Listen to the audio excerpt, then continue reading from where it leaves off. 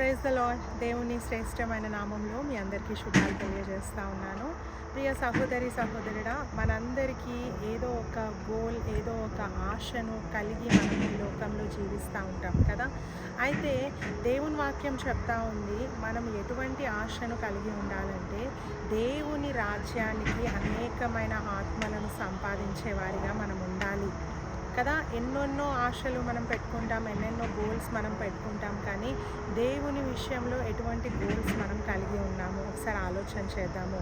వాక్యం చెప్తా ఉంది 2వ కొరింథీయులకు రాసిన పత్రిక 9:6, కొంచెముగా విత్తువాడు కొంచెముగా పంట కోయును, సమృద్ధిగా విత్తువాడు సమృద్ధిగా పంట కోయును అని ఈ విషయమై చెప్పవచ్చును.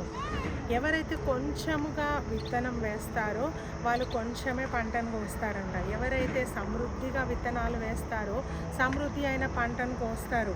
అయితే ఈ విత్తనము దేవుని వాక్యానికి సాదృశ్యంగా ఉంది. ఎంతగా మనం విత్తనాలు చల్లుతూ ఉన్నాం, ఎంతగా వాక్యాన్ని చల్లుతూ ఉన్నామో అన్ని ఆత్మలను మనం దేవుని రాజ్యం కోసం సంపాదించగలము. ఈ లోకంలో చూస్తే ఎంతోమంది దేవుని ఎరగని బిడ్డలు, దేవుని ప్రేమను ఎరగని బిడ్డలు ఎంతోమంది జీవితంలో నిరాశతో, నిస్పృహతో వాళ్ళ జీవితాలు పాడు చేసుకుంటూ ఉన్నారు. అట్టి వారికి ఈ యొక్క సువార్తను, అట్టి వారికి దేవుని యొక్క ప్రేమను ప్రకటించడానికి నువ్వు నేను సిద్ధంగా ఉన్నామా?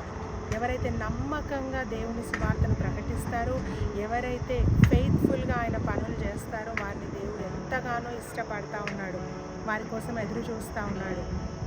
అండ్ ఆయన ప్రేమను ఎవరైతే వర్ణిస్తారో ఈ లోకానికి, అట్టి వారి కోసం దేవుడు ఎదురు చూస్తూ ఉన్నాడు. సో ఈ రోజు నుండి కనీసము మనము సంవత్సరములో కనీసము 2-3 కన్నా దేవుని సువార్తలు ప్రకటించి, వారికి దేవుని ప్రేమను ప్రకటించి వారిని